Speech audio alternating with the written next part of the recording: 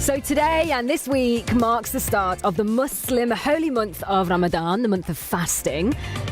And joining us now is one of Britain's youngest Imams, Sabah MD. And he's here to tell us all about the special month, special time. Sabah, good morning, Ramadan Mubarak. Khair Mubarak, how are you? I'm good, thank you. How are you? I'm really well. I'm adapting. I'm getting used to coming in the office and not having a coffee. Okay.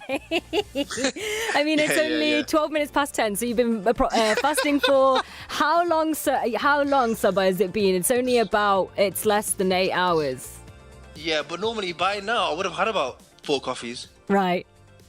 So this has been testing. Like I put a video on my Instagram yesterday saying that during Ramadan I'm going cold turkey, no coffee. So we'll see how that affects me.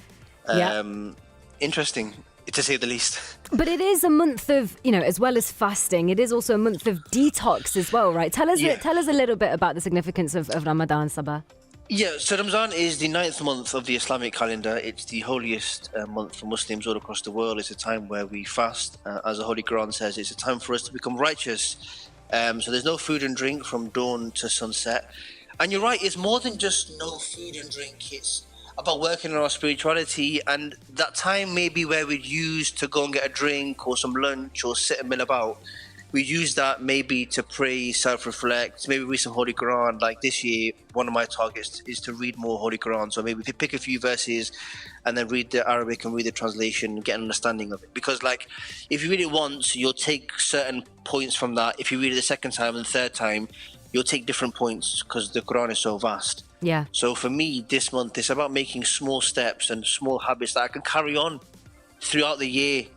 That instead of just being like, this is all I'm doing this month, it's hard to maintain that. So maybe small little steps. Yeah, absolutely. Now, you are one of Britain's youngest imams. Sabah, for anyone who doesn't know, what's an imam?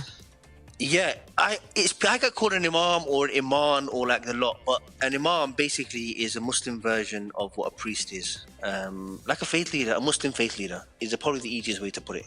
Okay, and why did you decide that was what you wanted to embrace and what you wanted to do? That is a very good question. And I literally woke up one morning when I was 17 and said to my mum that I want to give my life for the service of religion. And I think I had quite a strong connection with my community growing up. I'd go for prayers, I'd be part of the activities and the events or whatever. But I never thought I would become a faith leader or an imam. And here we are now, 12 years later, having a chat with you, asking me what an imam is, and I wouldn't change it for the world. You wouldn't? You enjoy it? Because there's a lot of, I suppose, it's great to have people like you, because sometimes, whether it's Ramadan or whether it's anything in the world, sometimes you can feel a little bit ignorant and you just need someone to go to that you can ask really basic questions to and not feel judged. And I feel like that's a lot of what you do, especially on social media, right? You answer what appear to be really simple questions, but actually really important questions. Yeah, you follow me. We follow each other on social media. You see my content. It's really easy. It's really simple. And a lot of my DMs actually are from people who are trying to come back to faith. They might be going through like a rough patch in their life. And I've had messages where people have said to me, we're reaching out to you because we know that you're not going to judge us. Yeah. And for me to hear that, it's really nice to know that I'm in a place where people can trust me. Because as a faith leader, that's one of the responsibilities, isn't it? For people to be like, actually, it doesn't matter what we take to this guy. He's not going to judge us, and he'll be there to help us come rain or shine. So I'm really grateful you mentioned that point, because it's something I really strive for, to be there for people whenever they need me. Yeah, you definitely are that. The other day I was thinking about something and I was like, I really need to speak to somebody who actually knows the Islamic ins and outs of this, because that is not me.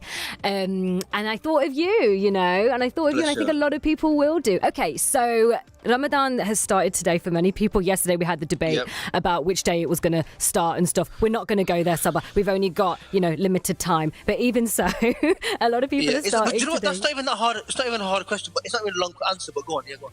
Well, no, I suppose. I mean, I know it's to do with the moon and stuff, and some will be starting today, some will be starting tomorrow. But what is it that you have got planned over this holy month? You mentioned a few personal things you wanted to achieve. What's the stuff you're going to be doing? So by the grace of God, this year I'm hosting a lot of people at Britain's largest mosque for iftar. So I've got a boxer coming, I've got a comedian, a cricketer.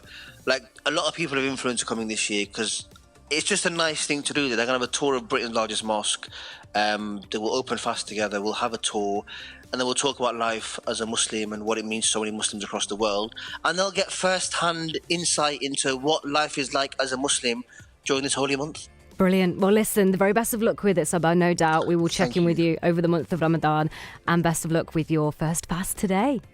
And cutting out that coffee. Thanks so much.